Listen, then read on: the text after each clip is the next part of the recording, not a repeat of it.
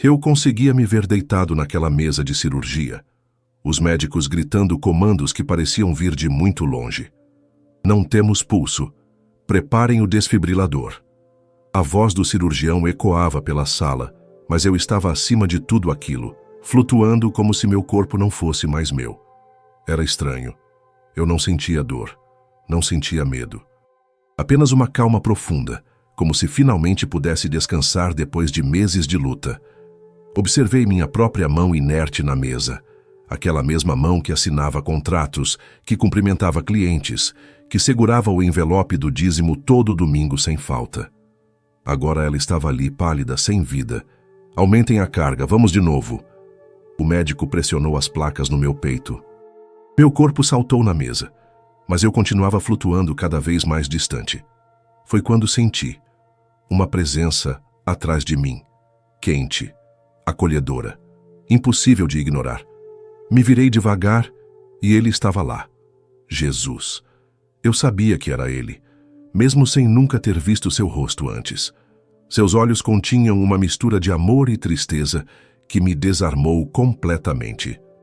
E então ele falou, com uma voz que parecia atravessar não apenas meus ouvidos, mas meu espírito inteiro. Vernon, há algo que você precisa ver. Meu nome na voz dele me fez tremer. Não de medo, mas de reconhecimento. Como se ele sempre soubesse tudo sobre mim.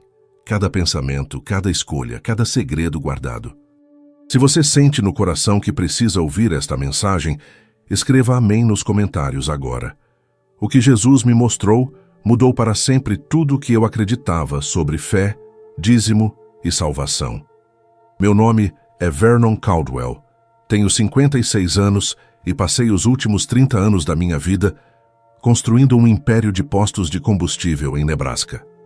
Comecei com um único posto herdado do meu sogro, um homem durão que me ensinou que negócio é negócio e que Deus ajuda quem cedo madruga. Trabalhei 16 horas por dia durante anos, expandindo de 1 para 5 postos, empregando mais de 40 pessoas, construindo uma reputação de honestidade e preços justos. Sempre fui um homem de fé. Minha esposa, Lorraine, e eu frequentávamos a primeira igreja batista de Lincoln desde que nos casamos. Criamos nossos 3 filhos nos bancos daquela igreja.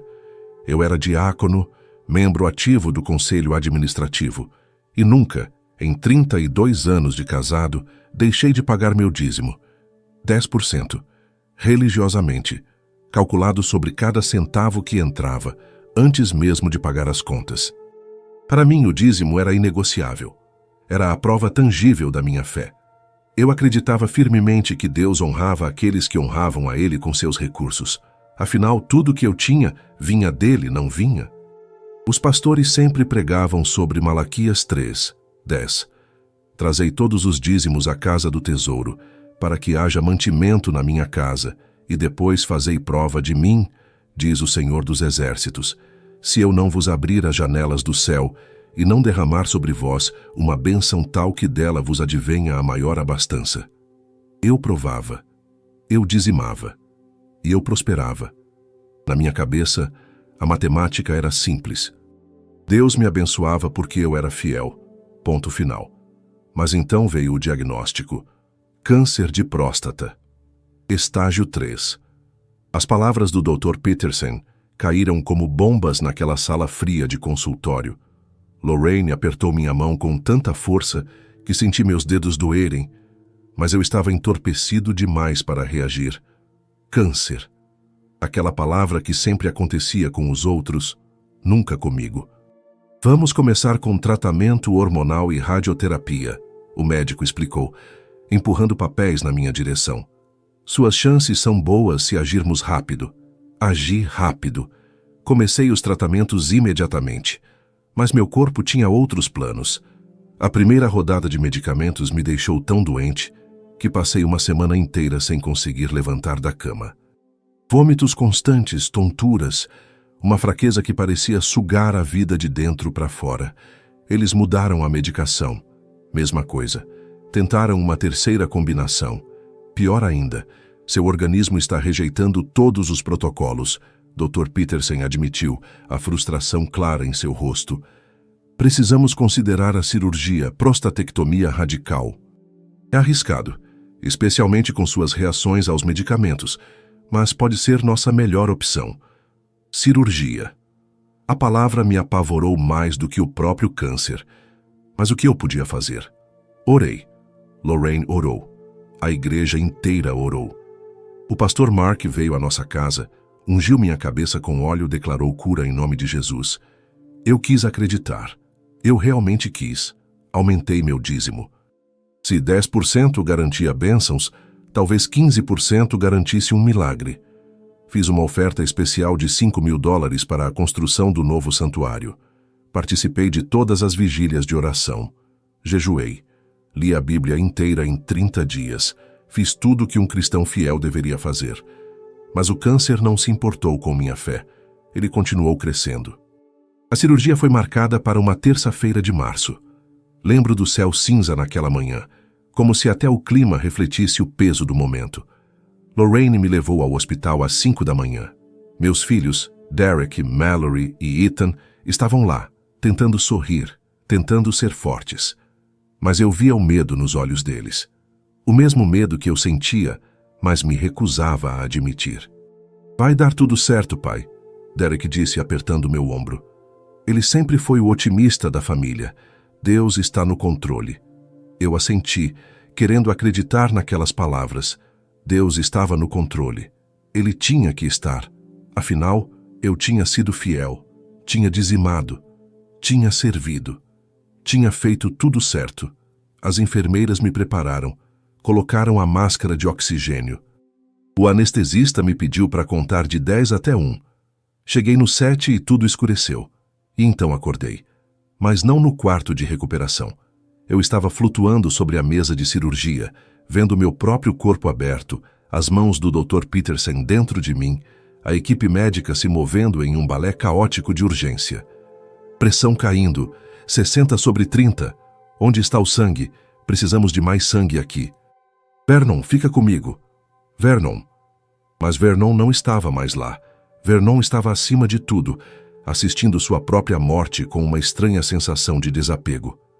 Foi quando o monitor apitou. Um som contínuo, agudo, que congelou todos na sala. Parada cardíaca. Iniciem a RCP. E foi nesse momento, enquanto o cirurgião comprimia meu peito, tentando trazer meu coração de volta à vida, que eu senti a mão no meu ombro espiritual. Me virei. E lá estava ele. Jesus. Seus olhos me olharam com uma profundidade que nenhum ser humano jamais conseguiria. Não era julgamento, não era condenação. Era algo muito mais perturbador. Era decepção misturada com amor. Vernon, ele disse novamente. E só de ouvir meu nome naquela voz, eu soube que minha vida inteira seria exposta diante dele. Não haveria máscaras, não haveria performances religiosas, apenas a verdade nua e crua da minha alma. Senhor, consegui murmurar, meu espírito tremendo. Há algo que você precisa ver, ele repetiu, estendendo a mão. Algo sobre o que você construiu sua fé. Algo sobre o dízimo. Meu coração espiritual apertou. O dízimo? Mas eu sempre fui fiel no dízimo. Era a única coisa que eu tinha certeza de estar fazendo certo. Jesus não disse mais nada. Apenas tocou minha testa espiritual. E então, as visões começaram. A primeira imagem que se formou na minha frente me mostrou algo que eu não esperava. Era eu mesmo. Mas não estava flutuando. Estava vivendo novamente momentos que eu tinha esquecido, ou talvez escolhido esquecer. Vi a mim mesmo há 7 anos, sentado no escritório do posto principal, calculando o dízimo do mês. Minha expressão era tensa, quase irritada. Lorraine tinha acabado de me ligar dizendo que a máquina de lavar tinha quebrado e precisávamos de uma nova. $300 que não estavam no orçamento. Mas ali na minha frente estava o cheque do dízimo. $1.200. Na visão, eu olhava para aquele cheque como se fosse um investimento. Eu murmurei para mim mesmo, e Jesus me deixou ouvir minhas próprias palavras. Se eu der isso, Deus vai me devolver multiplicado. É isso que o pastor sempre diz. Estou semeando para colher. Jesus pausou a cena. Olhou para mim com aqueles olhos que continham universos de compreensão. Vernon, você estava fazendo uma transação comercial comigo, não um ato de adoração. Você via o dízimo como um investimento garantido, não como gratidão. Tentei me defender, mas, Senhor, eu acreditava. Eu tinha fé que o Senhor proveria. Você tinha fé na sua própria negociação. Ele respondeu suavemente. Não em mim. A cena mudou. Outra memória se materializou. Eu estava na igreja, colocando meu envelope na cesta de ofertas. Mas o que Jesus me mostrou não foi o ato em si. Foi o que aconteceu depois do culto. Um homem chamado Gerald se aproximou de mim no estacionamento. Eu conhecia Gerald. Ele trabalhava como zelador no hospital, um sujeito quieto que sempre se sentava no fundo da igreja. Ele estava com os olhos vermelhos, envergonhado, as mãos tremendo um pouco. Vernon, desculpa te incomodar, ele começou, a voz falhando. Minha filha está muito doente. A conta do hospital já passou de $4.000 e o convênio não cobriu tudo. Eu não sei mais o que fazer. Será que você poderia me emprestar $200? Eu pago de volta aos poucos, eu prometo. Revivi aquele momento com uma clareza dolorosa. Minha primeira reação não foi compaixão, foi cálculo.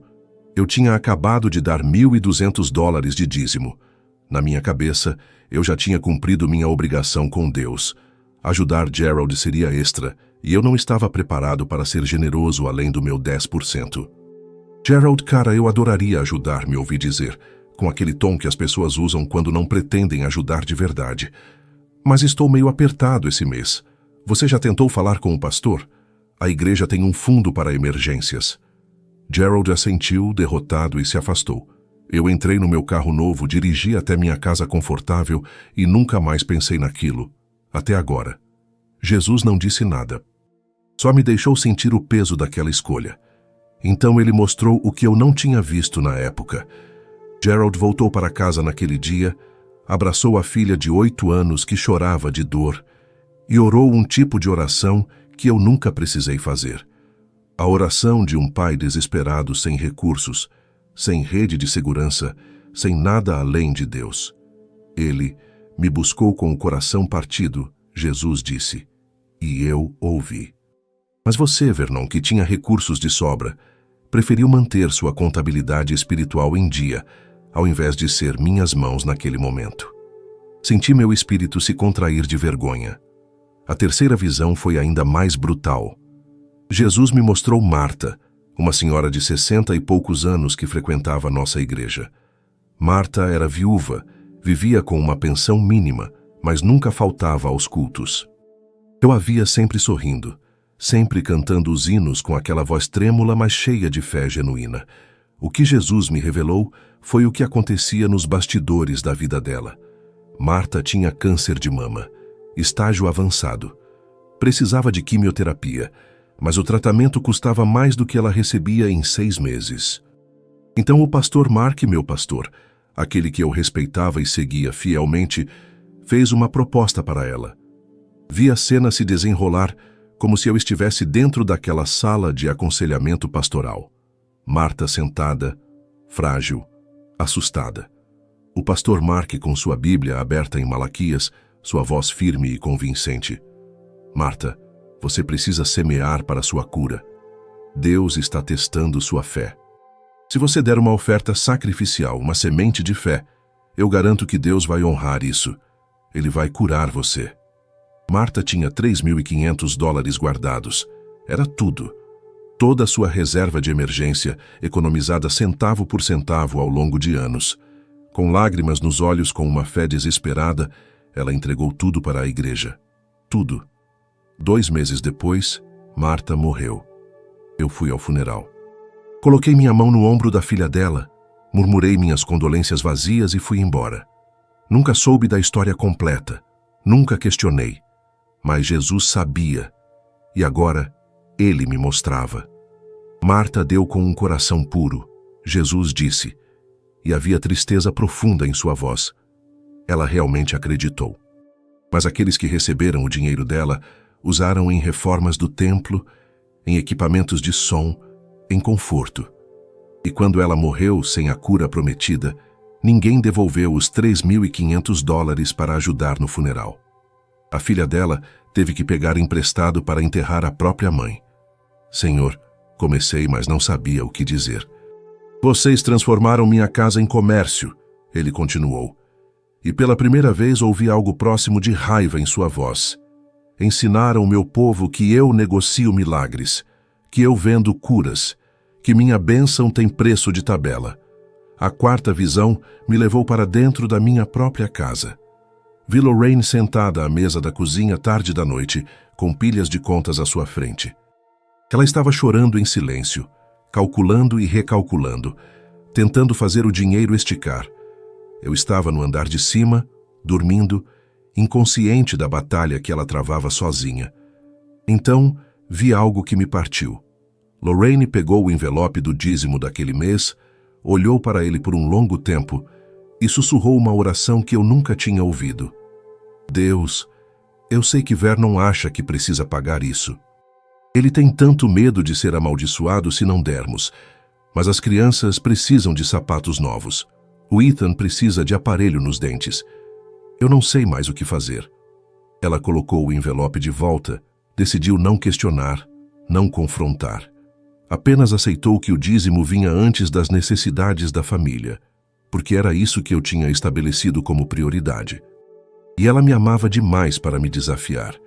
Jesus me mostrou anos dessa dinâmica, anos de Lorraine fazendo malabarismos financeiros, enquanto eu orgulhosamente entregava meu 10%, convencido de que estava sendo um homem de fé exemplar. Você colocou a religião acima da sua família, Jesus disse, e cada palavra era uma lâmina. Seu orgulho espiritual cegou você para as necessidades das pessoas que eu coloquei sob seu cuidado. A quinta visão foi a mais devastadora. Jesus me mostrou, não uma pessoa específica, mas uma verdade geral. Ele me levou por dezenas de lares, dezenas de histórias. Famílias que dizimavam fielmente, mas afundavam em dívidas. Pessoas que davam até o último centavo enquanto pastores dirigiam carros de luxo. Igrejas que acumulavam milhões em contas bancárias enquanto membros passavam fome. E então, Jesus me mostrou outras pessoas. Um ateu que doava metade de sua renda para orfanatos. Uma agnóstica que pagava contas de luz de vizinhos idosos sem alarde. Um muçulmano que construiu poços de água em aldeias africanas. Pessoas que nunca dizimaram, que nunca puseram os pés numa igreja, mas que viviam a generosidade de um jeito que envergonhava minha religiosidade calculada. Vernon, Jesus finalmente disse, sua mão ainda no meu ombro espiritual. O dízimo não é errado. Ele nunca foi, mas você e tantos outros transformaram ele em uma prisão, em uma fórmula mágica, em um seguro contra a maldição. Ele pausou, garantindo que eu estava ouvindo com cada fibra do meu ser. Eu não quero 10% do seu dinheiro. Eu quero 100% do seu coração. Quando você dá por gratidão genuína, por amor, pelo desejo de ver meu reino avançar e pessoas serem ajudadas, isso me alegra. Mas quando você dá com medo, com orgulho, esperando forçar minha mão a te abençoar, isso não é adoração, é manipulação. As visões se dissiparam como fumaça, mas o peso delas permaneceu. Eu estava diante de Jesus, meu espírito nu, exposto, sem defesas. Todas as minhas certezas religiosas tinham sido desmanteladas em minutos. 32 anos de fé construída sobre fundações erradas. Senhor, consegui dizer, minha voz espiritual quebrando, eu pensei que estava fazendo tudo certo. Eu realmente pensei. Eu sei, ele respondeu. E havia tanta compaixão naquele olhar que quase me desfiz. Por isso eu estou te mostrando isso agora, porque ainda há tempo para você voltar e contar a verdade. Voltar? Perguntei confuso.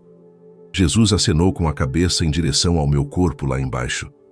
Os médicos ainda estavam trabalhando freneticamente, comprimindo meu peito, injetando medicamentos, gritando comandos. O monitor continuava com aquele som contínuo e terrível. 21 minutos, Jesus disse. Seu coração está parado há 21 minutos.